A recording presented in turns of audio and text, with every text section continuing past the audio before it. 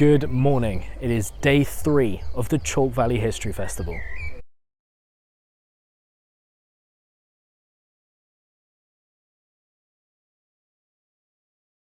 I am so excited for today. We've got plenty of really awesome things coming up in the talks and in the living history. As the weekend gets closer, more living historians come out to play, and that's really exciting. But today is our feast day. Today is all about food. We're going to search the site and see as much food as we can, try and taste as much of it as we can, and just have a good day absolutely feasting. So I'm excited for today. So without any further rambling from me, let's get into day 3 of the Chalke Valley History Festival.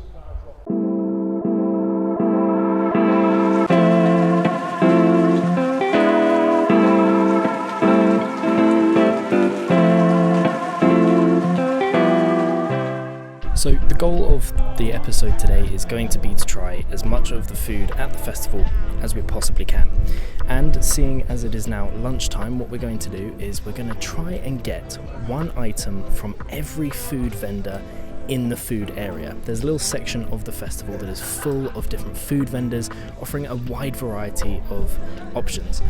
So we're going to try and get one item from each vendor and see how it is.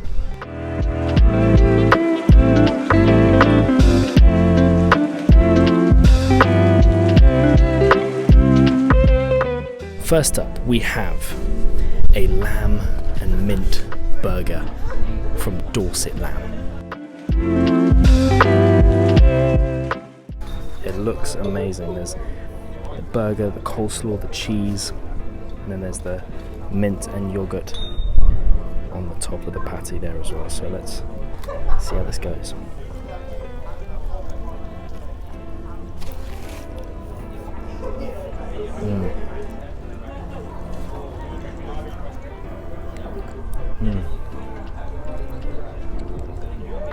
That's really good. It's a really good burger. It's messy, just as a burger should be. The mix of the mint and the lamb, of course, is a winner. It's really, really good. I think this one gets a solid 7 out of 10 from me. It's going to be interesting to see what the food is like here. I mean, yesterday I already had the rosemary and garlic fries, which I spoke about at the end of the last episode. So I don't think I'll be getting them again, and I think we can check that food vendor off as well. Those flaming peaches, and their fries really were something spectacular. They were so good. I think they get a 9 out of 10 from me. Really good stuff. Really good stuff. Flaming peaches.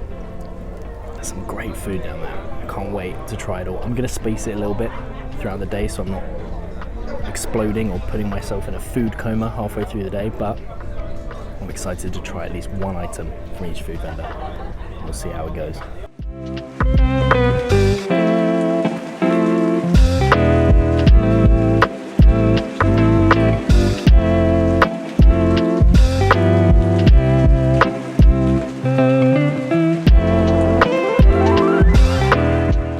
So the next meal of the day is a Tikka Masala curry from the Curry Man. It looks glorious. It looks really good. This is perfect curry eating weather. There's a nice cool breeze as well to kind of temper things, and this looks stunning. There's also a meat samosa there as well. So I'm super excited to get stuck into this. And they threw in a Fanta as well. It's just glorious. So let's try this Tikka curry.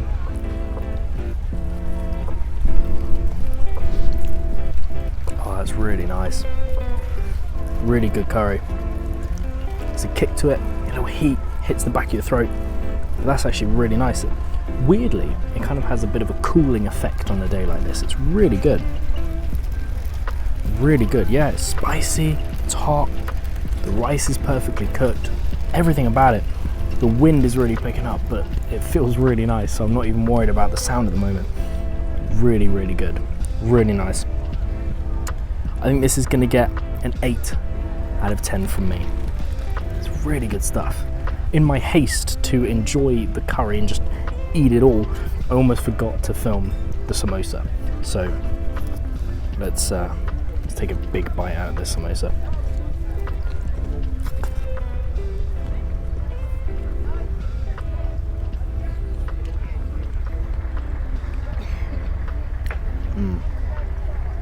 That is so good.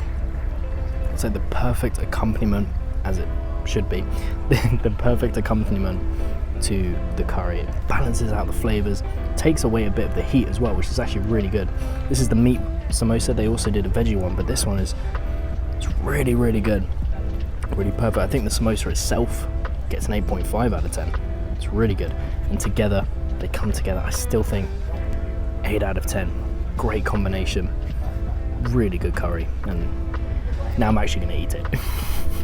Yesterday, I also had a basil, pesto, and mozzarella toasty from the cheese toasty vendor. I'm not gonna lie, that was really, really good as well. And so I think that one gets a 7.5 out of 10. It's really good actually. Really good toasty, perfectly cooked, amazing. And they had gherkins on the side as well. I'm not the biggest fan of gherkins, but we move.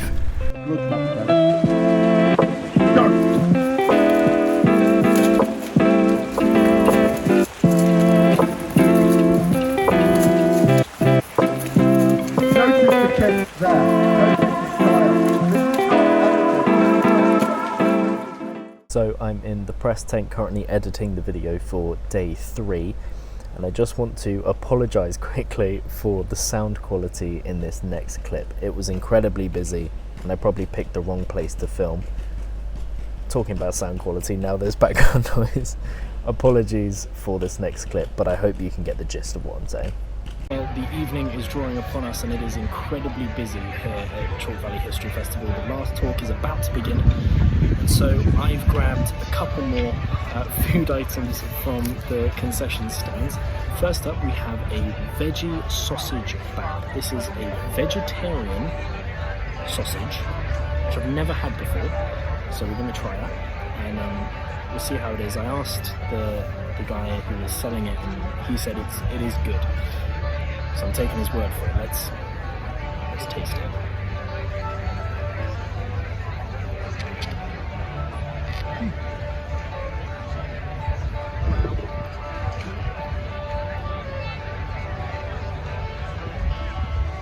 It's not bad. It doesn't taste like normal sausage, of course, because it isn't. But it is good. It tastes very nice. Does the job. It's about 6.5 out of 10 from me. Pretty decent.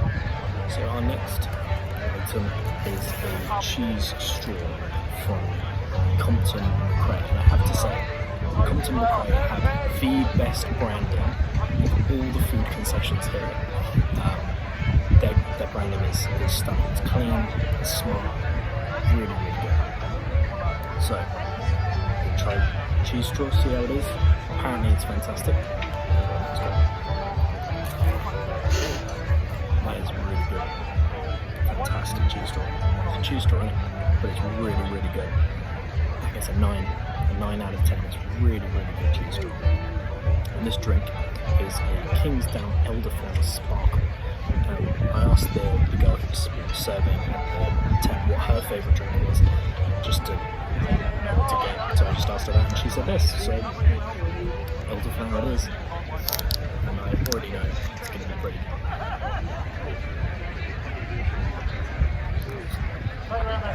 Yep, that's Elderflower Sparkle.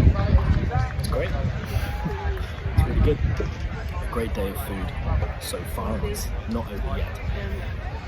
What was really exciting is down at the bottom of the site we have a time traveller's kitchen. They don't specify what history time period they're in, hence the name, and they made an ancient Roman flatbread, the recipe coming from Pompeii, which was awesome to watch. I actually got to try some. It was so good. That gets a solid 9 out of 10 as well. It was so good. Perfect food for this type of weather. Obviously because this type of weather is normal for Pompeii. So it was a fantastic flatbread. And actually they were saying if you fold it over and crimp the edges you can bake it, and it's a calzone as well, which is fantastic. It's really, really nice flatbread. I didn't manage to film any footage of me trying it, but Here's the video showing just how it was made. Hello, I'm Alex from the Time Traveller's Kitchen, and I'm here with my glamorous assistant Pete, and we're going to knock you up our interpretation of fast food from the Roman Empire, specifically from a Thermopoleum of Pompeii. They found over 150 of these Thermopylae so far in excavations, and it was very much a cafe culture. It was a cookhouse cafe culture. What we're going to do is a flatbread, which is one of the simplest dishes to do, very quick and easy. We've made a starter, and we've used this just using some of the spelt flour. Spelt was very popular in Rome at the time, and we actually used the grape skins from the wine making process. We've used the yeast off that to create the starter. That mixed with the spelt, olive oil, splash of water, and we've got a dough which we've already allowed to rise. So I'm just going to take a piece of this dough, and my glamorous assistant, who will flour the board, we'll roll that out into a lovely flatbread. Take that out of the way.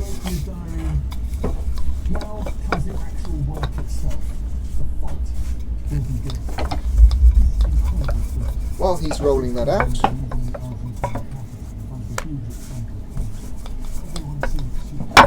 lost my chopping board. Here we are. I shall use my chopping board, and I shall chop up a little bit of spring onion. Root, that's all enough. And also cucumbers. Cucumbers were already being used by Romans, and in fact one emperor, Tiberius, liked them so much that he had them cultivated all year round in heated beds. Also over here in my oven I have some venison that we have cooked. The dish isn't Roman. The Romans didn't tend to have glazed pots, but the ingredients are, and what we have in here is a skirt of venison, which was one of the cheaper cuts. This has been cooked in red wine with olives, onions, long pepper, which is a pepper that came from India. Put a piece of that on there, sorry, wrong chopping board. We'll take a few pieces of that. And I shall put that back to keep warm.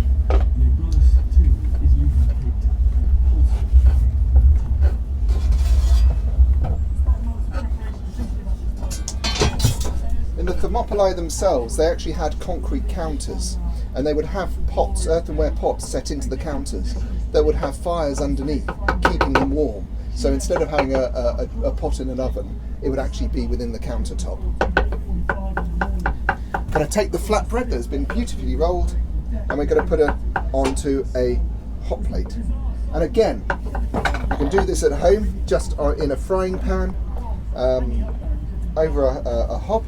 Again, we've taken liberties with history. We're using cast iron from the 16th century because the terracotta ones that we have made, which are exact replicas of the Roman ones, are very delicate and tend to break, and it gets quite costly when you're moving around. So, but you can see this is already starting to bubble on the hot plate, so it literally needs just over a minute either side at the absolute most, sort of 30 to 40 seconds. Here we go, that side's already done, and we can flip that over. Just going to give our chopping board a wipe down, and we'll clean it with a little bit of salt.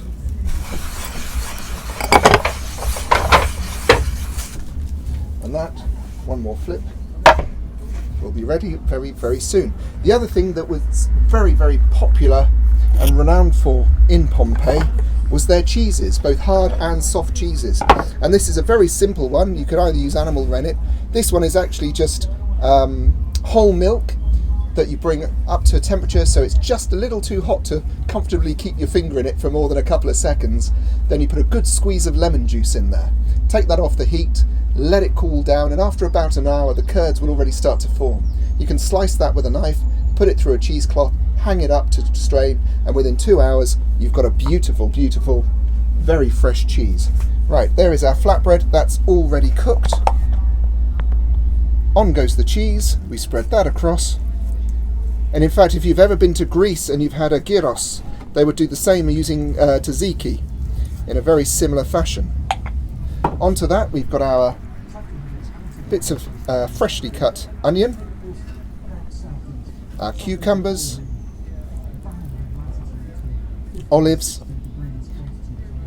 And in Pompeii they were importing huge amounts of olives. In fact, there is an entire mountain, well, hill outside Rome that is nearly 2 kilometres at its base that is completely made out of broken amphora to show you the amount of trade. Then on top of that goes this lovely, very, very tender pork. And finally, a garnish of fresh herbs. And then I have some salt here that has got dried seaweed in it. Now if you go to your shops today, you can buy salt with added iodine. However, by adding seaweed to your salt, you're doing exactly the same thing. Potassium and iodine. We've got a little squeeze of lemon juice, just to add real freshness. And then finally we've got long pepper.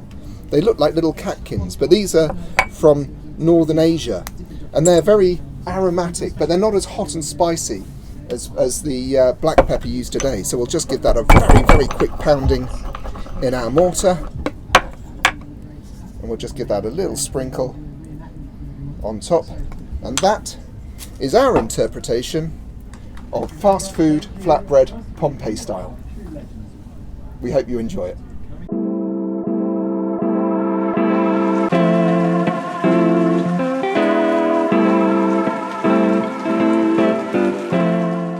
Well, the evening is well and truly upon us, and I have our next food item, a pizza from Big Bang Pizza. They have this incredibly massive yellow ball on top of their stand, and it's really, really quite impressive. It's good fun.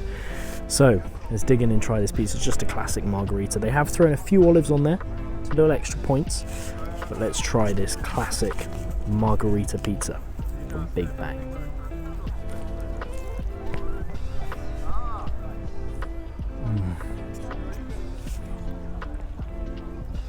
That is amazing. They have the proper oven in the back of their stand, and you can tell it's really, really good pizza. I think it gets a good 8 out of 10 from me so far. It might change after a couple more bites, but 8 out of 10. Really good.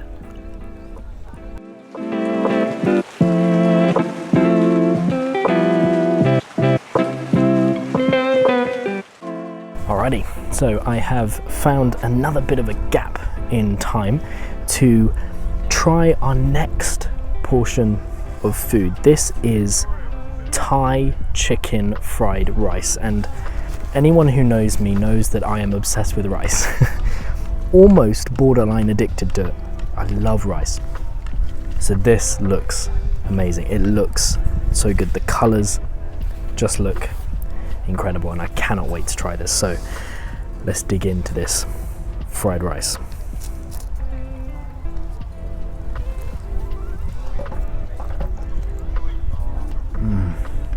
Oh wow, why did I not order this earlier? This is stunning. This truly is amazing. This is a solid 10 out of 10. I'm not just saying that for the rice. This is a 10 out of 10. The flavors, the textures, the chicken is cooked to perfection. The colors, the look, everything about it, even the staff, everything about this portion is right up there. A 10 out of 10 for the Thai fried rice. It's so good. I just remembered. On day one, for breakfast, I actually had a sausage bap from the sausage shack down there as well. So that counts. That was really, really good. The sausage was amazing. It gets a 7.5 out of 10 from me. Really good breakfast bap, really. Had egg on it, which was soft and runny. It was beautiful. Sausage, they get it from the New Forest, a butchery. They actually aren't camping on site. They aren't staying on site specifically because they travel each day to the butchers to grab their sausages. Incredible commitment to the best food they could possibly offer, and it lives up to it. It's really, really good. I mean, you know what? Having spoken about it, I'm going to revise my score. 8 out of 10 for the sausage breakfast bab, and that counts on our mission to complete every food vendor here. So I've already had pizza today. There is another pizza stand, but I think it counts. I've had pizza today. We've tried the pizza at Chalke Valley History Festival. Not a sentence I thought I would say, but we have tried the pizza at Chalke Valley History Festival and it was really good. So I think it counts. I think it's good.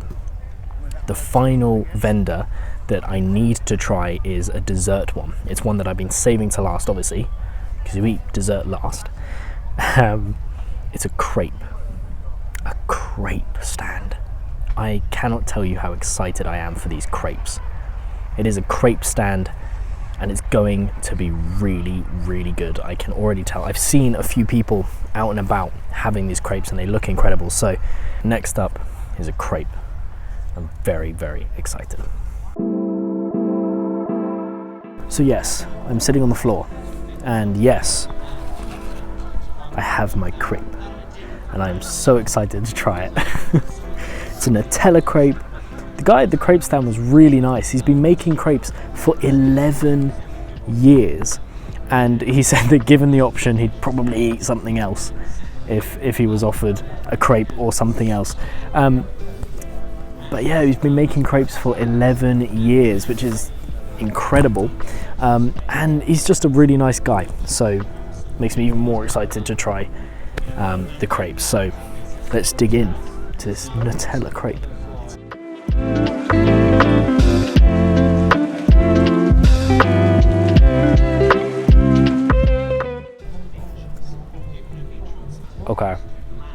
Okay. This has lived up to all the hype that I've given it. This crepe is so good. You know what? I'm ditching the fork. And I'm going hands-on. This is so good.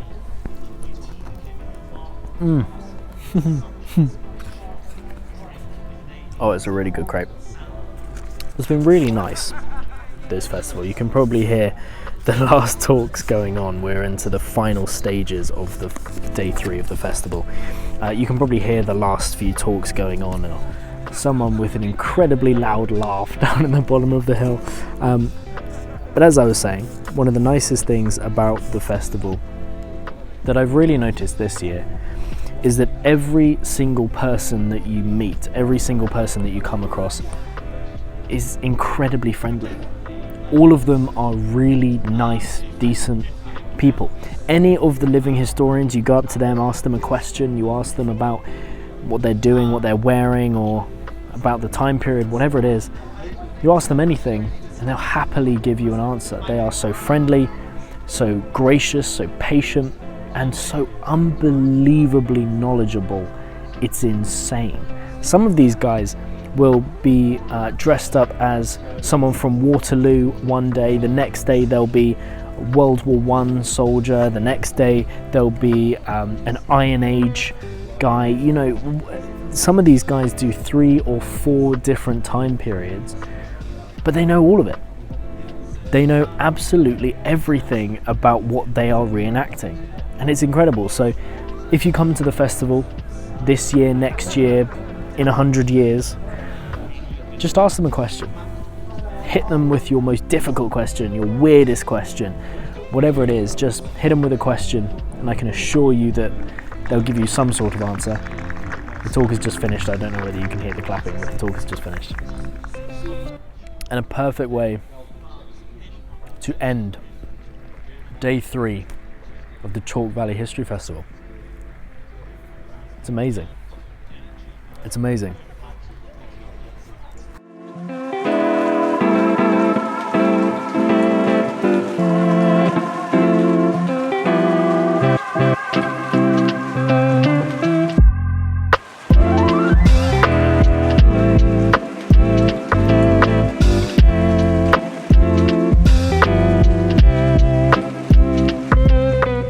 So I was going to get up and go get the crepe for the next portion of food, but the lighting is so amazing here that, you know, I figured I'd just film the end of day wrap up clip now. So the clips might be a little out of order, Might be in a different place for the crepe and then back to where we were for the rice, but this is just a great spot. Today has been a really good day. Obviously it's been a food-packed day, everything from the food vendors all the way to ancient Roman flatbreads. It has been such a feast day, it's been incredible. But apart from that, there's also been some incredible talks going on, some incredible stuff happening today at the Chalke Valley History Festival. We had Michael Wood, the legend himself, giving a fantastic talk about the Dark Ages, which obviously fascinated me. We had Saul David, who is always brilliant, giving a talk about the SBS, the first official authorized history of the SBS. He gained exclusive access to the SBS archives, which was incredible to hear all about that. So there's been some really good talks today. There's also been some fun bits and bobs. I hung out with the Time Traveler's Kitchen guys and found out that one of the duo, he actually creates history content himself called History Revealed, all about the history of Dorset. And so go check him out. Absolutely, go check him out. It's so cool to see his passion and excitement for history, so definitely go check out his stuff, like and subscribe and get on it. It's just good stuff. So it's been a really good day, and again, I cannot wait for tomorrow. More stuff coming tomorrow. It's going to be another good day as the festival picks up as we get closer to the weekend. So stay tuned for tomorrow and we'll see you then. So just make sure to like, subscribe. Last time I said hang out and join the gang. You can do that if you want. And we'll see you tomorrow on these daily vlogs of the Chalke Valley History Festival.